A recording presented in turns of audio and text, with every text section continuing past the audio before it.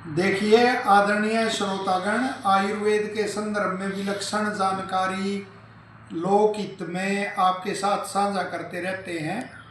तो उसी कड़ी में एक और अति महत्वपूर्ण जानकारी आपके साथ साझा कर रहे हैं। जो मूल शास्त्र हैं तो उनके ज्ञान के अभाव में मिथ्या धारणाएं चल पड़ती हैं। तो इसी तरह से जो स्वास्थ्य संबंधी मूल शास्त्र हैं आयुर्वेद के, वो चरक और सुश्रुत माने जाते हैं। तो उसमें जैसे एक धारणा आजकल चली हुई है कि घी का सेवन नहीं करना, घृत का सेवन हानिकर है। कोई कहता है हृदय के लिए हानिकर है, कोई कहता है मोटापा बढ़ जाता है, अन्य कारण भी बताते हैं कि घृत का सेवन नहीं करना चाहिए। लेकिन आयुर्वेद क्या कहता है? आयुर्वेद कहता है कि नित्य प्रति घृत का सेवन करना चाहिए। जो नित्य सेवनीय द्रव्य लिखे हैं तो उनमें उसका घृत का उल्लेख किया गया है। और साथ ही आयुर्वेद के ऋषि कहते हैं जो मनुष्य शरीर है तो उसका सार ही स्नेह है, और जो स्नेह है वह बल का और आयु का भी कारण है। बल और आयु से बढ़ता है, इनकी रक्षा स्नेह से होती है। और साथ ही आयुर्वेद के ऋषि कहते हैं स्नेहो मार्दवम जनयति, कि स्नेह से जो भोजन है उसमें मृदुता कोमलता आती है, और जो पांच का अग्नि फिर होती है तो उसको आसानी से भोजन को पचाती है। उसका बल नहीं, अनावश्यक बल, अधिक बल उसका नहीं लगता। और जो पांच का अग्नि है वो दीप्त रहती है। और फिर कहा गया है कि स्नेहों में भी कौन सा स्नेह उत्तम है। जैसे घृत तेल आदि स्नेह होते हैं कि उनमें कौन सा स्नेह उत्तम है। तो स्पष्ट आयुर्वेद के ऋषि लिखते हैं सर्पी ही सर्व स्नेहो उत्तमम मतम, कि जो सभी स्नेह हैं तो उनमें जो घृत है वह सबसे अधिक उत्तम है।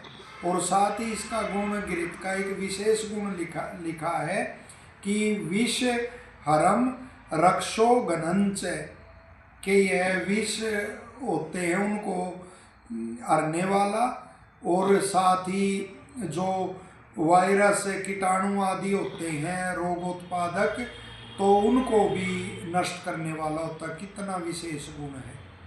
आज के समय में जैसे ये वो खा रहे हैं, वो रसायन युक्त अन्न खा रहे हैं, अनेक कह देते भाई घृत भी वो है उसमें भी, क्योंकि पशु वो चारा खाते हैं, लेकिन उसका वो गुण स्वाभाविक गुण, वैसे तो शुद्ध रूप में उसको प्राप्त करना चाहिए, लेकिन स्वाभाविक गुण तो उसके अंदर रहेगा कि वह विष को नष्ट करने वाला होता है। और ये तरह तरह के जैसे वायरस का प्रकोप होता है तो स्पष्ट लिखा हुआ है कि उससे भी बचाने वाला होता है।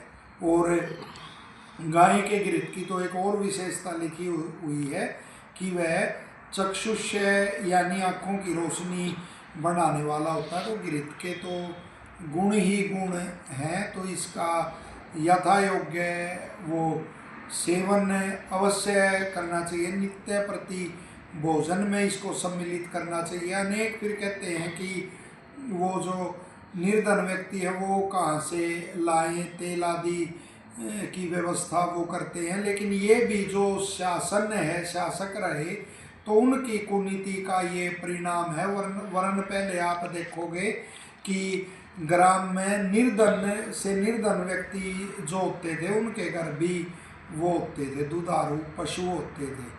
तो घृत तो ऐसे सर्वसुलभ होना चाहिए, लेकिन ग्राम्य जीवन का वो नहीं रहा, कोई सुविधाएं आदि शासकों ने वहाँ नहीं दी, और धीरे धीरे लोगों का वहाँ से पलायन हुआ। कृषि को वो प्रोत्साहन नहीं मिला, तो इससे फिर ऐसे द्रव्यों की कमी होती गई। और आज यही समस्या उठती कि घृत कहाँ से खाएं, लेकिन घी का सेवन, जो गुण है वो तो गुण ही रहेंगे, तो ये घृत के तो सभी स्नेहों में ये उत्तम है।